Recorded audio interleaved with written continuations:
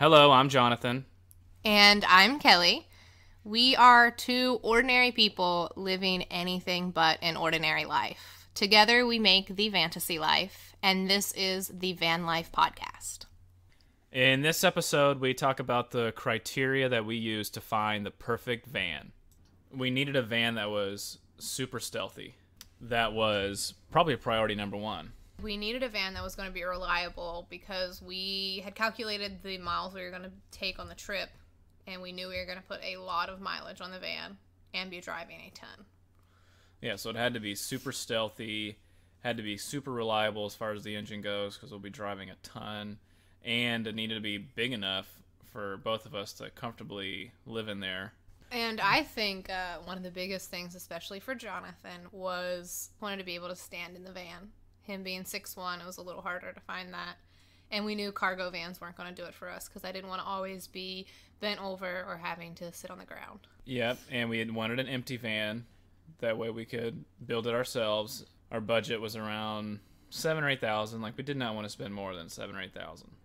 With that budget, we knew we weren't going to get the best looking thing on the outside, but that had a purpose as well because it didn't make it seem like someone was living in there and had all their nice things, our laptops, our iPads, everything inside the van. It just looked like a normal, crappy van. Yeah, and we were concerned because we were going to stealth camp a lot, or we did stealth camp a lot, about people being able to view inside the living area.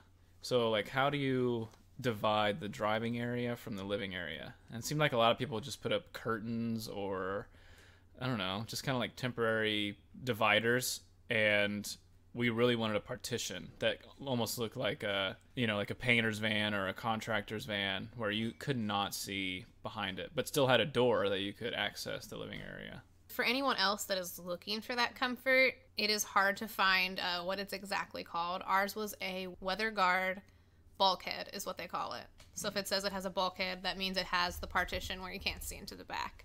Because anytime we'd be walking around a city and we'd see a van and it would have some kind of cloth or curtain hanging up, that was our telltale sign to be like, that's a van lifer.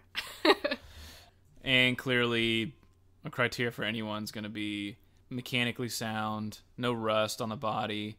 If you're going to be living in this thing, it needs to be, a good shelter where there's no leaks. We did have some holes that were very easily filled with like Bondo on the roof and simple things like that, which made the price a little bit cheaper. But as far as the engine and kind of the undercarriage, that was all in good shape, and that's the most important part. So based on our budget, we knew we weren't going to be looking for a new Ford Transit or the Dodge ProMaster or the Nissan Envy, just because they were too expensive for something that was just a temporary home for us. The older Fords and older Chevrolets and Dodges and Volkswagens, they were too small.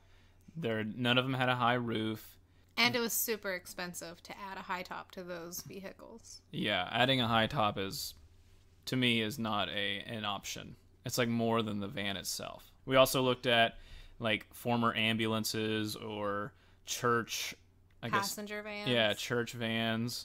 But those always had like too many windows or too many miles or, for some reason it just didn't work. So based on all the criteria, the only van that worked for us that checked all the boxes was a Sprinter in between like 2003 and 2006. They're called the T1N models. They're made by Mercedes, but they can be labeled as Dodge or Freightliner. So that gets a little bit confusing. But they're all Mercedes, and they've been around for a while.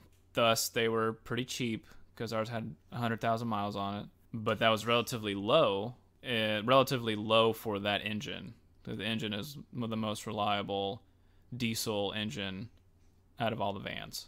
Yeah, and I think a good thing when looking for your van is to stay patient. It took us a very long time. It was over a month and a half of looking and scouring Craigslist and other websites every day looking for something that we thought would work. And then finally, we found our van, and it was a 2005 Sprinter. It only had 105,000 miles, and it had that amazing Mercedes diesel engine in it. Yeah, definitely have to get the right van because you can't go back on that. If you get a van and you realize, oh man, I need a van that I can stand in, or I need more room, or this thing is a POS, or it's a lemon, then you're in a hard spot. So getting the van is the first step, and it's the most important step, definitely. And the Sprinter may not be the best fit for you if you're just one person and you don't care about being able to stand up. Then you have way more options. Like a Ford or a Chevy potentially would be a better option. So for us, it definitely worked. As a couple, we wanted to have the comfort of feeling like we were just in our homes, making meals together. We didn't want to have to feel cramped. Mercedes Sprinter vans are nice because they actually come in multiple wheelbase sizes. So if you are one person, you can get one of the smaller ones. If you're two people, you can get the 158-inch wheelbase, or they even have a bigger one than ours, which was 170-inch wheelbase. So they do have different options depending on your needs. Yeah, so the Sprinter was great. However, nothing's perfect. So some of the major cons to our choice of van were, obviously just the parts and the labor and the maintenance cost. So the parts are all imported, and it's hard to find anyone that can work on them. And working on them yourself can be a nightmare. Yes. Because even just changing an oil filter requires a certain wrench that you can only get in Europe. Everything was a bit odd. If you had to do any repairs or any fixes at all, was a pain in the butt relative to a Ford or comparing to a Ford or a Chevy. Those are super simple and easy. Yeah. Especially for solo travelers and female solo travelers. I would almost suggest not the Sprinter, because if we didn't have help and I didn't have Jonathan helping, I don't think it's something I could have maintained myself. And one of the other key reasons why we wanted an empty van was building the van for us was half the fun or journey. We wanted to have something our own that we made, that we could feel, more connected to. Potentially the financial, gain of it. You're putting in a lot of hours, a lot of labor, a lot of work into building a small little house.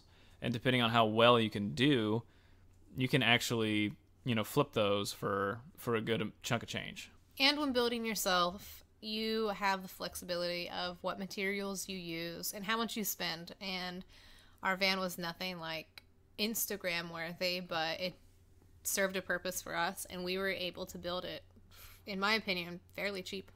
We definitely built it under budget, and we knew all the little quirks, and we built it to our personality, like our mold. So if you're buying a van that's already pre-built, you have to really spend a lot of time with that thing before you buy it, because there's going to be little small knick-knack things about it that you're not going to like. I think buying your van is a part of the process that you can't just go into willy-nilly. It's also something you have to strategically plan, and you really need to write down your criteria of what you need to be comfortable living in that small space. Don't stray away from that criteria. If you find a van that's almost right, find the one that is right, because that is the basis to if your trip's going to be fun or if your trip's going to be breakdowns and feeling cramped and not having enough space and a lot of misery.